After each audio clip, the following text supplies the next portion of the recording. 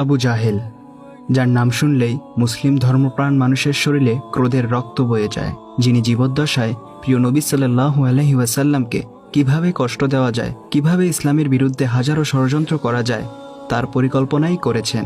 ইসলামের একজন ঘোর শত্রু। জেনে অবাক হবেন, তার মা আসমা বিনতে মুখাররাবা রাদিয়াল্লাহু তাআলা আনহা ছিলেন হযরত মুহাম্মদ সাল্লাল্লাহু আলাইহি ওয়াসাল্লামের একজন সাহাবী। ইসলামের একজন ঘোর শত্রুর মা কি করে আসলেন ইসলামের ছায়াতলে? চলুন জেনে নেওয়া যাক। আবু জাহেলের বাবা ছিলেন পৈতৃক ধর্মের। তার নাম হিসাব ইবনুল মুগিরা। রাসূলুল্লাহ সাল্লাল্লাহু আলাইহি ওয়াসাল্লামের নবুয়ত লাভের আগেই তিনি ইন্তেকাল করেন।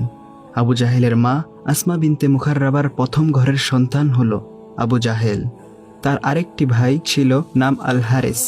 আবু জাহেল ইসলামের প্রকাশ্য শত্রু থাকলেও তার ভাই আল হারিস ইবনে হিশাম ছিলেন রসুলের একজন কাছের সাহাবী। হযরত মুহাম্মদ সাল্লাল্লাহু আলাইহি ওয়াসাল্লাম আবু জাহেল সম্পর্কে বলেন, সে আমার উম্মতের ফেরাউন। তবে প্রথম দিকে আল হারিসও তার ভাইয়ের মতো ইসলামের বিরোধিতা করতেন। এমনকি বদর ও উহুদ যুদ্ধে মহানবী সাল্লাল্লাহু আলাইহি ওয়াসাল্লামের বিরুদ্ধে অবস্থান নিয়ে যুদ্ধ করেছেন। কিন্তু মক্কা বিজয়ের পর হারিস ইবনে হিশাম ইসলাম গ্রহণ করে সাহাবী হওয়ার মর্যাদা লাভ করেন। ইন্তেকালের আগ পর্যন্ত প্রায় সবগুলো যুদ্ধে ইসলামের পক্ষে অবস্থান নিয়ে যুদ্ধ করেন। আবু জাহেলের মা প্রথম স্বামীর ইন্তেকালের পর দেবর আবু রাবিয়া ইবনুল মুগিরাকে বিয়ে করেন। এই স্বামীর ঘরেই তার ইসলাম গ্রহণ করার সুযোগ হয়।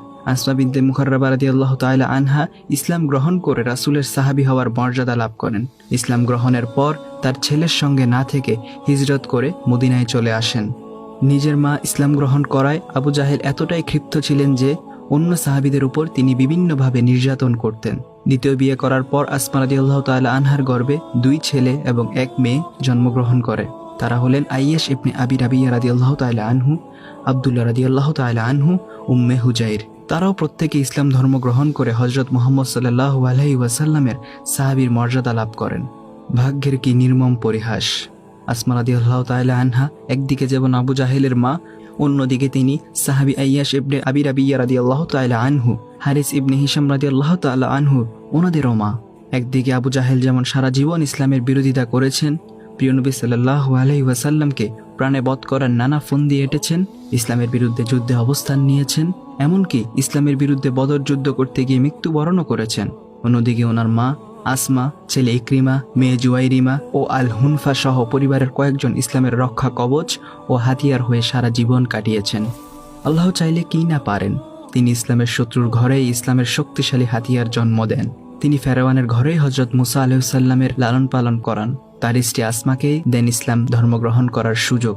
তিনি নূহ আলাইহিস সালামের ছেলেকেই বানান ইসলামের শত্রু, লূত আলাইহিস সালামের স্ত্রীকে বানান ইসলামের বিরোধী। তিনি চাইলেই সব পারেন। তবে ইহকাল পরীক্ষার মাঠ। এখানে যে ইমানের সাথে মৃত্যুবরণ করতে পারবে না তার মতো দুর্ভাগা আর কেউ নেই। আল্লাহ আমাদের সবাইকে ইমানের সাথে মৃত্যুবরণ করার তৌফিক দান করুন। আল্লাহুম্মা আমিন।